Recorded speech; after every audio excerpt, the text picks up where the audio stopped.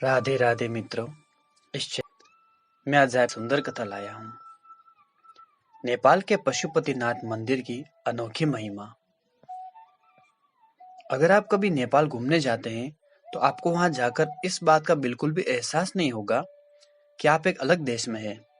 कुछ भारत जैसी संस्कृति और संस्कारों को देखकर आप आश्चर्यचकित हो जाएंगे। आप अगर शिव भगवान के भक्त हैं तो आपको एक बार नेपाल स्थित भगवान शिव का पशुपतिनाथ मंदिर जरूर जाना चाहिए।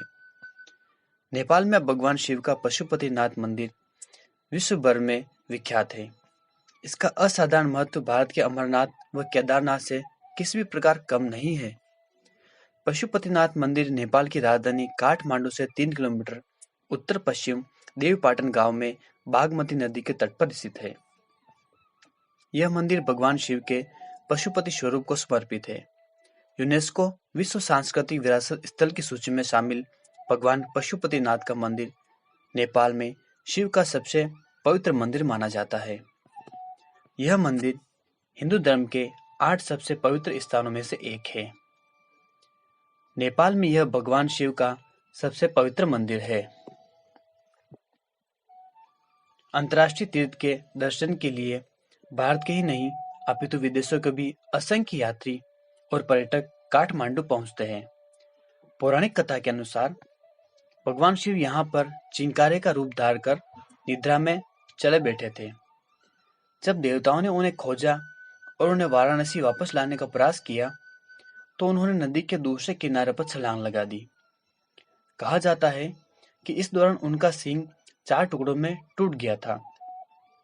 इसके बाद भगवान पशुपति चतुर्मुख लिंग के रूप में यहाँ प्रकट हुए।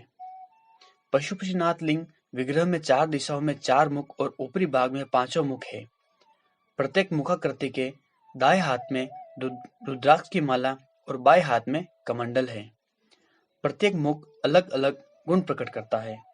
पहला मुख अघोर मुख है जो तत्पुरुष कहते हैं। ऊर्ध्वनारीश्वर रूप है। पश्चिमी मुख को सद्योजात कहा जाता है। ऊपरी भाग ईशान मुख के नाम से पुकारा जाता है। यह निराकार मुख है। यही भगवान पशुपतिनाथ का श्रेष्ठ मुख माना जाता है।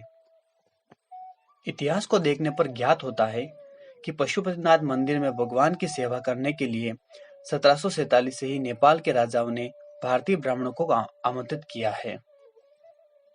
इसके पीछे यह तथ्य बताए जाते हैं कि भारतीय ब्राह्मण हिंदू धर्म शास्त्रों और रीतियों में ज्यादा पारंपरिक होते हैं। बाद में मल्ला राजवंश के एक राजा ने दक्षिण भारतीय ब्राह्मण को पशुपतिनाथ मंदिर का प्रधान पुरोहित नियुक्त किया। दक्षिण भारतीय भट्ट ब्राह्मण ही इस मंदिर के प्रधान पुजारी नियुक्त होते रहे हैं।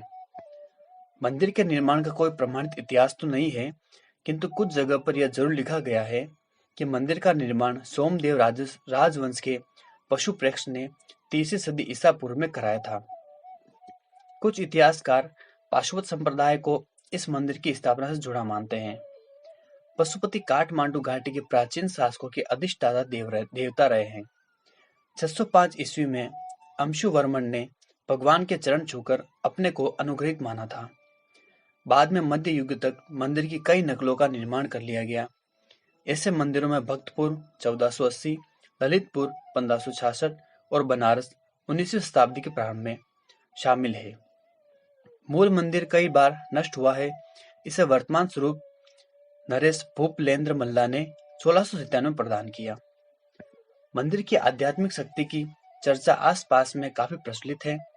भारतीय समेत कई देशों से यहाँ लोग आध्यात्मिक शांति की तलाश में आते हैं। अगर आप भी भगवान शिव के दर्शनों के अभिलाषी हैं तो यहाँ साफ और छल रहित दिल से आकर आप शिव के दर्शन कर सकते हैं। मंदिर की महिमा के बारे में आसपास के लोगों से आप काफी कहानियां भी सुन सकते हैं। मंदिर में अगर कोई घंटा आधा घंटा ध्यान करता है तो जीव कई प्रकार की समस्याओं से मुक्त हो भी जाता है। विशेष भारत के उत्तराखंड राज्य में स्थित प्रसिद्ध केदारनाथ मंदिर की किंवदंती के अनुसार पांडवों को सर्वप्रयाग के समय वैसे के स्वरूप में शिव के दर्शन हुए थे जो बाद में धरती में समा गए, लेकिन भीम ने उनकी पूंछ पकड़ ली थी। ऐसे में उस स्थान पर स्थापित उनका स्वरूप केदारनाथ कहलाया। जहाँ पर धरती से बाहर उनका मुख प्रकट हुआ वह पशुपतिनाथ कहलाया। जय जय पशुपतिनाथ जी। जय जय श्री राधे।